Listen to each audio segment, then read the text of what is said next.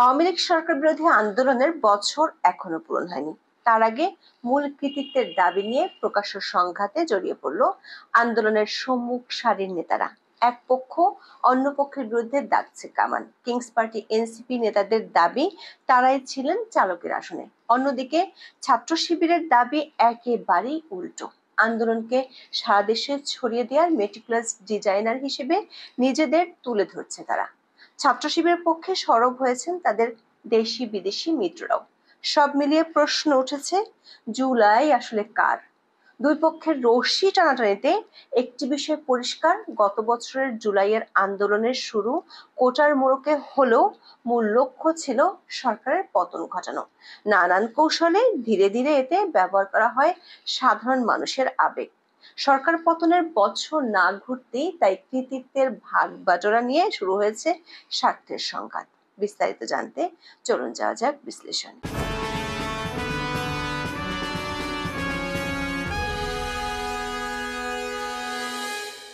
সরকারি চাকরিতে কোটা বাতিলের দাবিতে 2024 সালের জুনে বৈষম্য বিরোধী ছাত্র আন্দোলনের ব্যানারে শুরু হয় আন্দোলন। জুলাইয়ের মধ্যভাগে এই আন্দোলনে সরকার পতনের লক্ষ্য ধীরে ধীরে পরিষ্কার হয়ে ওঠে।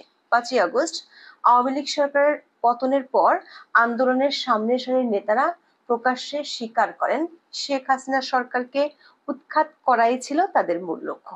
অন্তর্বর্তী সরকারের প্রধান উপদেষ্টা doctor Mohammad Yunus 24 September new ইয়র্কে এক অনুষ্ঠানে মাহফুজ আলমকে আন্দোলনের মাস্টার মাইন্ড হিসেবে পরিচয় করিয়ে দেন।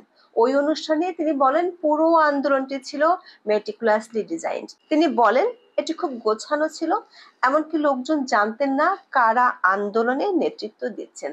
তাই আপনি একজনকে ধরে ফেলে বলতে পারবেন না ঠিক আছে আন্দোলন শেষ।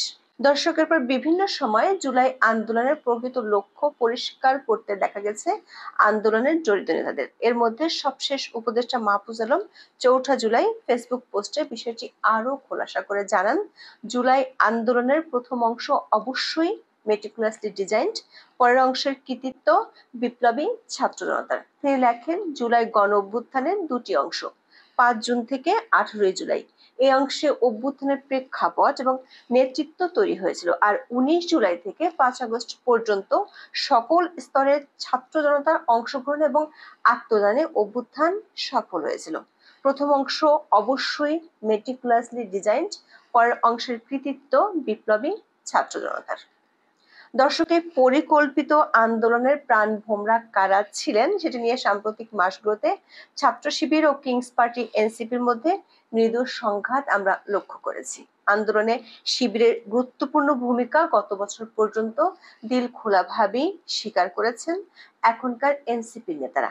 এমনকি বর্তমানে এনসিপির উত্তরাঞ্চলের মুখ্য সংগঠক সার্জিস আলম গত ডিসেম্বরে ছাত্র শিবিরের ভূমিকার উচ্ছ্বসিত প্রশংসাও করেন।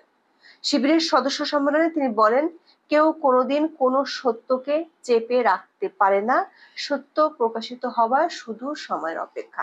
এর আগে 8 ডিসেম্বর জাতীয় জাদুঘরে ছাত্র শিবিরের একটি প্রদর্শনীতে গিয়ে শিবিরের ভূয়সী প্রশংসা করেন তখনকার বৈষম্য বিরোধী ছাত্র আন্দোলন আহ্বায়ক হাসনাত আব্দুল্লাহ, সমন্বয়ক আব্দুল কাদের, আবু বাকের মজুমদার, হাসিব আল ইসলাম সহ আরো কয়েকজন। তবে এরপর জুলাই আন্দোলনে ছাত্র শিবিরের নেতৃত্বস্থানীয় ভূমিকা ধীরে ধীরে যত প্রকাশ্য হতে থাকে তত টানাপোড়েন তৈরি হয় এনসিপির সঙ্গে। দর্শক, গত বছরের 30 জুলাই আন্দোলনকারীদের আহ্বানে অগণিত মানুষ তাদের ফেসবুক প্রোফাইল লাল করেছিলেন। এবছরের জুলাইয়ের শুরুতে জানা যায় এ পরিকল্পনাটির নেপথ্যে ছিলেন ছাত্র শিবিরের নেতারা। সেই সময়ের ঘটনার বিবরণ দিয়ে ঢাকা বিশ্ববিদ্যালয়ের ছাত্র শিবির সভাপতি SM ফরহাদ দাবি করেন এই আইডিয়াটি ছিল তার। দর্শক, ছাত্র শিবিরের সাদিক খান জুলাই আন্দোলনের সামনের সারি নেতাদের মধ্যে সমন্বয় এবং সারা দেশে শিবিরের নেটওয়ার্কের মাধ্যমে আন্দোলন ছড়িয়ে দিতে গুরুত্বপূর্ণ ভূমিকা রাখেন বলে দাবি করেছেন প্রবাসী সাংবাদিক জুলকারনাইন সায়েরু। এ নিয়ে তিনি বেশ কয়েকবার পোস্ট দেন ফেসবুকে। সেই সঙ্গে অতি সম্প্রতি আল জাজিরার একটি বিশেষ প্রতিবেদনও জুলাই আন্দোলনের সংগঠক হিসেবে দেখানো হয় সাদিক কায়েমকে। এই ঘটনার পর থেকে এনসিপির সঙ্গে দূরত্ব আরো বেড়েছে ছাত্র শিবিরের। সংঘাতের আগুনে সবশেষে ঘি ঢালেন এনসিপি প্রধান নাহিদ ইসলাম। জুলাইয়ের